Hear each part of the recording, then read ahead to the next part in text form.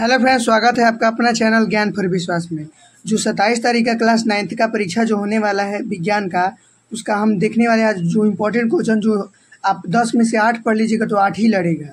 तो देखिए, जैसे कि पहला क्वेश्चन है कि बर्फ पिघलने और पानी उबलने की प्रक्रिया क्या होता है।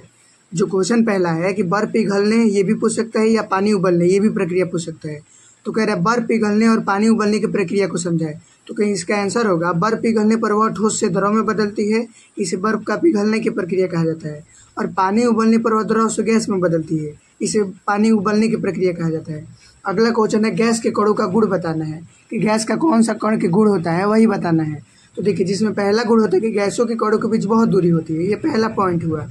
दूसरा पॉइंट कह रहा है कि ये कण स्वतंत्र रूप से गति करते हैं, मतलब ये रहा कि ये कण जो इसका कण होता है वो स्वतंत्र रूप से गति करते हैं। तीसरा पॉइंट है कि गैस का कोई निश्चित आकार या आयतन नहीं होता है। गैस का ना निश्चित आकार होता है नहीं आयतन। मान लीजिए हम लोग को हवा लेना है, मान लीजिए एक प्रकार का हवा गैस है, तो हवा का नहीं आकार निश्चित होता है नहीं आयतन। अगला समझते हैं ऊर्ध्वपातन क्या होता है।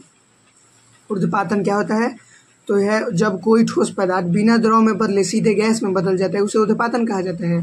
फिर से, जब कोई ठोस पदार्थ बिना द्रव में बदले सीधे गैस में बदल जाता है उसे ऊर्ध्वपातन कहा जाता है। अगला पॉइंट कर रहा है कि मिश्रण और यौगिक में अंतर बताना है।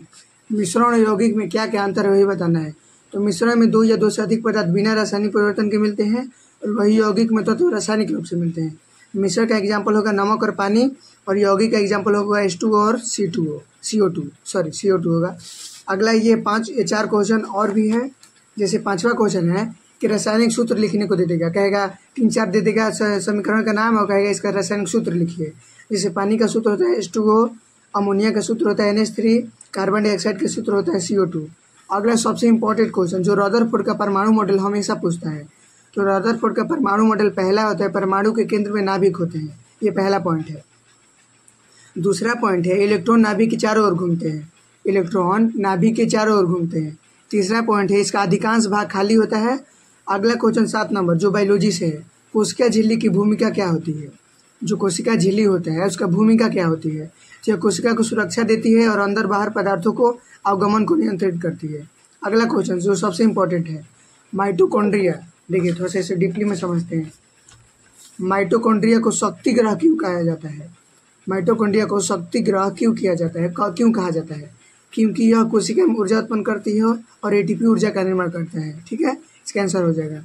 अगला क्वेश्चन है पूछेगा गति का सूत्र लिखे। तो गति का पहला सूत्र होता है V = U + AT। दूसरा सूत्र होता है S = U2 + ½ AT²। तीसरा होता है V² = U² + 2AS। U का मतलब होता है प्रारंभिक वेग, V का मतलब होता है अंतिम वेग, E का मतलब होता है त्वरण, S का मतलब होता है दूरी और T का मतलब होता है समय। ये हुआ 9 क्वेश्चन। 11 नंबर क्वेश्चन है 11 नंबर क्वेश्चन कर रहा है कि न्यूटन की गति को नियम का लिखना है। कि कौन सा न्यूटन की गति का नियम है, यहाँ हम ये समझेंगे। तो देखिए, तो यहाँ पहला नियम है जो जड़त्व का नियम को बताता है, और दूसरा नियम बल बराबर द्रव्यमान गुणित त्वरण, जिसे आप शॉर्टकट में सुने होंगे F = ma। तीसरा नियम बताता है कि प्रत्येक क्रिया के समान और विपरीत प्रतिक्रिया होती है। ठीक है। अगला और लास्ट क्वेश्चन, सार्वत्रिक गुरुत्वाकर्षण का नियम क्या होता है, यानी गुरुत्वाकर्षण का नियम सार्वत्रिक तरीके से क्या होता है, जो यूनिवर्सल कहा जाता है।